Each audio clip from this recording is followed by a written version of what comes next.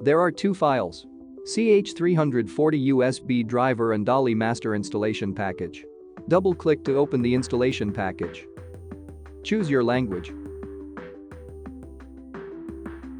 Next. Create a desktop shortcut.